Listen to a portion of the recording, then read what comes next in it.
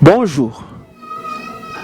Nous vous bénissons dans le nom précieux de notre Seigneur et Sauveur Jésus-Christ. Celui qui était, qui est et qui vient. Et il dit, je reviens bientôt. Là, nous prenons Galates chapitre 4 et le premier verset.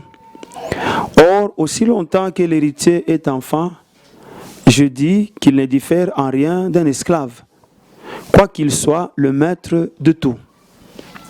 Ici, c'est la lettre de Paul aux églises de Galatie. Ces églises qui ont déçu l'apôtre, après avoir reçu des bons enseignements et des enseignements purs donnés par Paul, à un moment donné, ils se sont détournés des voies du Seigneur. Il y a des moments où l'apôtre dit, mais qui vous a ensorcelé? Vous avez commencé par l'esprit et vous finissez par la chair. Et c'est avec l'objectif que ces gens comprennent leur état et qu'ils retournent que l'apôtre a écrit cette lettre. Cette lettre est un message de repentance pour dire aux églises de Galatie, retournez dans l'évangile que je vous ai donné.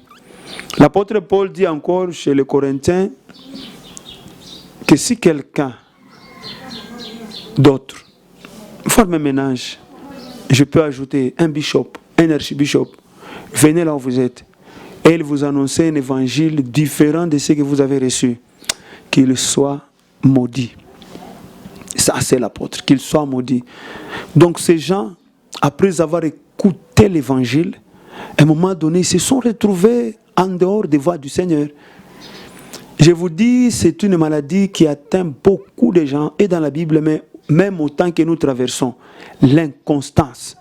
C'est-à-dire, aujourd'hui, quelqu'un a certains principes, 3-4 mois plus tard, une année, 2 ans, 3 ans plus tard, il change les choses. Et il accepte d'être conduit par d'autres principes. Et cette pensée nous interpelle aujourd'hui, aussi longtemps que l'héritier est enfant, il ne diffère en rien d'un esclave. Ici on parle de l'héritier, c'est-à-dire responsable de beaucoup de choses. Beaucoup de choses.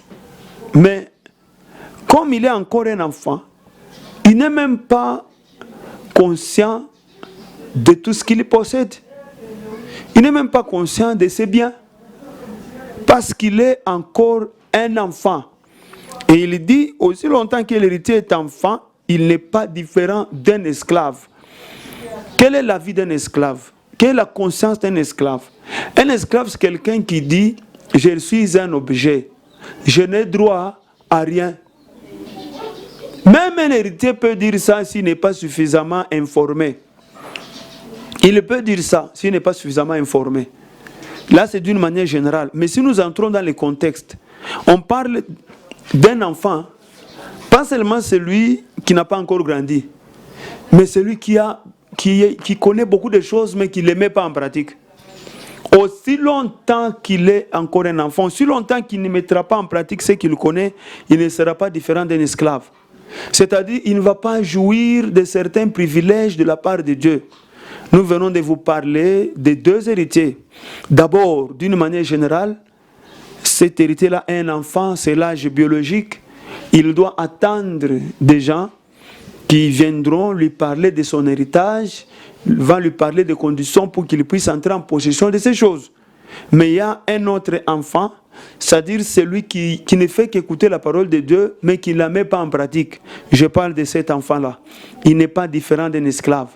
Il va vivre des choses et lui-même dira que c'est la volonté de Dieu, mais en réalité ce n'est pas la volonté de Dieu. Il a la conscience d'un esclave.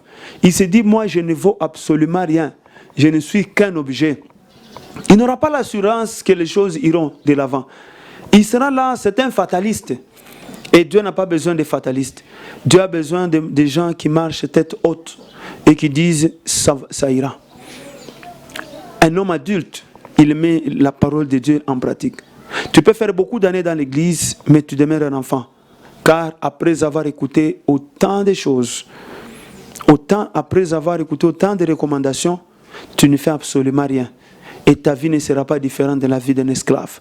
Que Dieu vous bénisse.